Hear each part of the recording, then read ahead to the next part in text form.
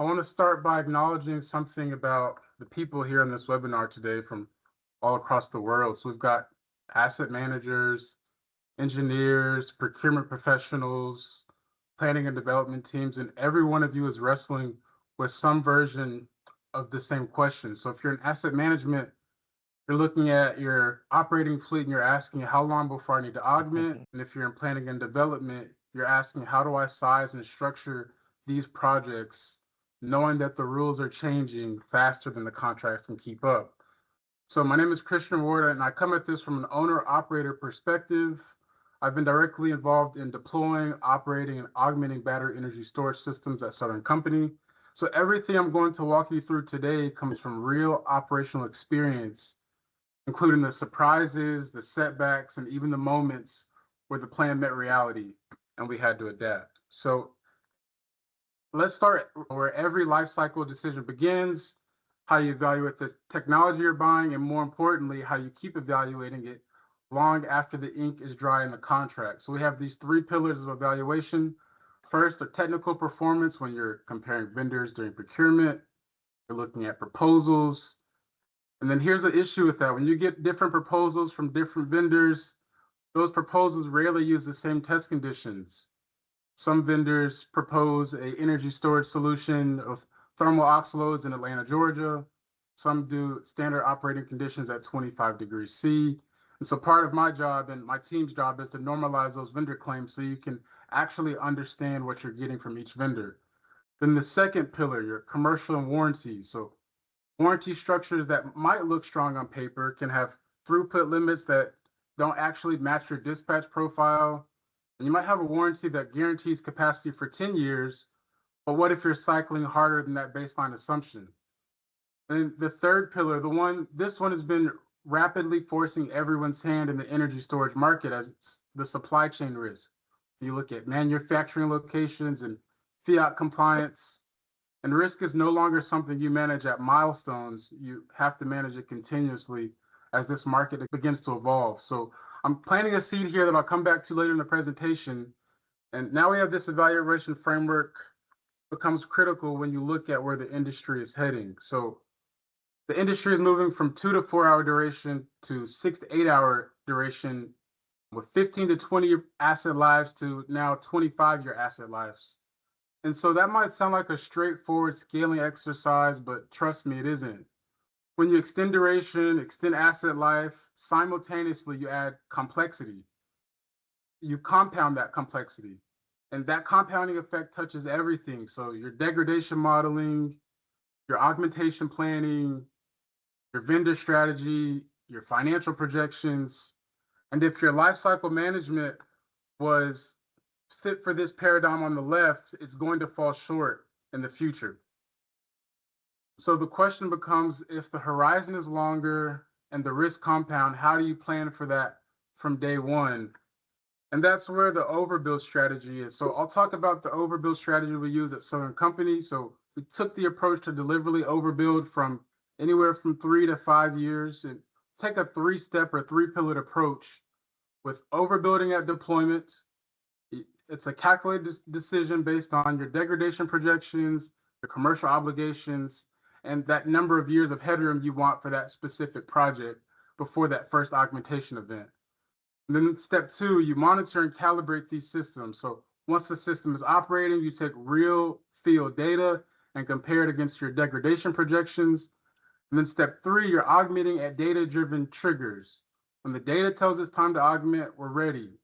And so we treat augmentation as a planned capital event instead of guessing in the wind. So that's the theory. Now, let me show you what this actually looks like when the plan meets reality, including the parts where we were navigating without a map. And I want to shift from this framework to a real story. And I want to be honest with you and everybody here in this webinar today about what went well and what we struggle with, because I think that's where the real value is for everyone here. So what in this chart is the example data from a real site. So we had our first augmentation at year 2, where we integrated new modules with the existing system architecture. So the same technology, the same vendor. And then At year 4, our landscape changed. Our OEM went bankrupt, and it completely changed how we had to think about the future of that site. So overnight, the assumptions underneath every plan we built were in question. So spare parts and replacement modules, disrupted technical support, firmware updates, the technology roadmap we were planning for, and even our next augmentation cycle, all of it was gone. And so this is the situation where our asset managers were facing in one of our opcos. So this is where they asked me to step in and help them navigate what I can only describe as uncharted territory. So our asset managers began to ask some of these 3 critical questions. First, what is our true capacity? Not the nameplate number, not the number the vendors tell you, but the actual real world energy capacity of the system at any point in its life, according for everything that's happened to it operationally. According to, assuming your COD implementation and your augmentation events, how much energy do you actually have in your system when you apply for the degradation and account for adding additional modules? And so the second question was, when do we need to augment next? As you see here, our 4th year is coming close to that POI target. So how much time do we actually buy before our next augmentation? Do we have 6 months, a year, 2 years? And then when do we need to augment next? Or how much do we need to augment? So how many battery modules do we need? Since the sourcing has been disrupted, can we find additional modules from this same OEM? Do we have to look at additional modules from a different OEM, different system architecture? So those questions are exactly what I was responsible for answering. And the goal was straightforward: validate the model against what we already measured in these 4 years, then use that validated model to project forward with confidence. And what you're looking at in this slide is the result. So the chart shows both the raw capacity test data in green and the simulation model overlay. And the key thing I want you to see here is how closely the model tracks against actual measured performance. And so once we had that validation, those 3 questions from the previous slide were answered. So we could see our true capacity trajectory, not just where we were today, but where we were headed over the next several years with a confidence level we didn't have before. So the model gave us a projected augmentation window, not a vague sometime in the next few years, but a plan a range we could actually plan against. So this is the shift I want everyone to take away from this webinar or this presentation. We went from looking in the rearview mirror with capacity tests to looking through the windshield with a validated simulation. And the capacity tests tell you where you've been, and the calibrated model tells you where you're going. And I want to emphasize something important here. I'm not here to pitch Storlytics or a software product. I'm telling you about an engineering decision we made as asset operators. So we needed better forecasting intelligence, and we evaluated the tools available on the market. And then we chose one that we could validate against our own field data. And the point here isn't the tool. The point is the approach. Measure, validate, model, and plan. And I also want to be transparent here. When you're looking at this Storlytics POI, it assumes a full depth of discharge of 0 to 100% SOC across the asset's life. So 365 days for 10 years in this chart. And as your battery storage doesn't operate like that, you have some outage events. Your market might not even assume, or it might not even utilize the full range of the SOC and do that depth of discharge at that 100%. And I also want to give a tidbit to the audience. So I've applied this same simulation, Storlytics modeling, to a different OEM, which has a different energy retention curve, which has different modules, different energy capacity, and a different site conditions, different POI, different energy, different power conditions. And what I was able to do is utilize our pit dispatch POI profile over the years. So the timestamp and the real power use, and even now the power factor, right? And so when we had this implementation of dispatching our own POI profile, we've had results of less than 0.1% difference between Storlytics and our capacity test. And let me pivot a little bit and answer probably some of the questions you all have in the crowd today. What did you need to do this? So on the left, you can see the simulation inputs, all that feeds into the model. And then on the right is what I'd like to call a proactive planning framework. So it allowed us for timing flexibility, increased engineering quality, because you're now making an engineering decision. You're not just accepting what ships the fastest. And it gave us a procurement advantage. So you're negotiating from a position of knowledge, not desperation. You know exactly what you need and when you need it.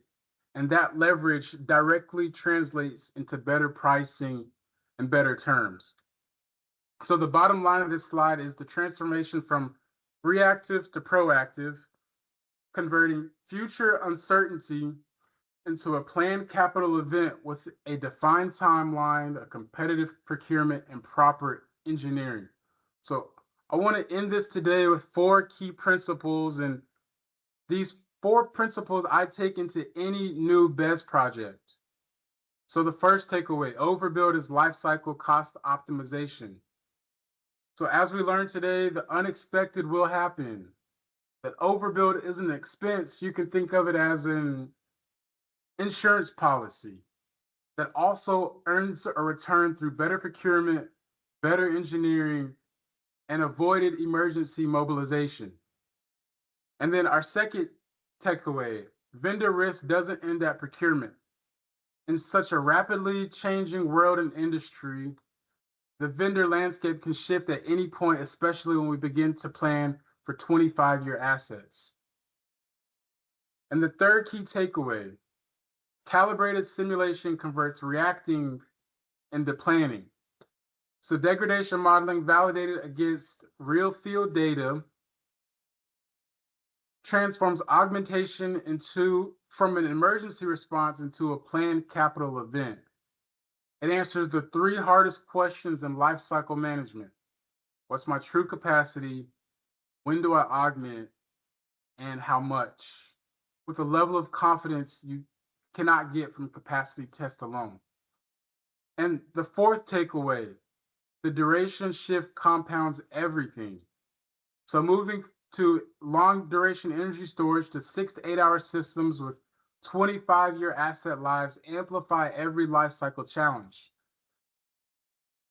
So the degradation is harder to model, the technology risk is greater, the augmentation decisions are more complex, and the financial stakes are higher. So if your life cycle management framework was built for the old paradigm, it needs to evolve. And these aren't theoretical principles. These come from building, operating, augmenting, and troubleshooting real systems, and including navigating situations that no one has written a playbook for.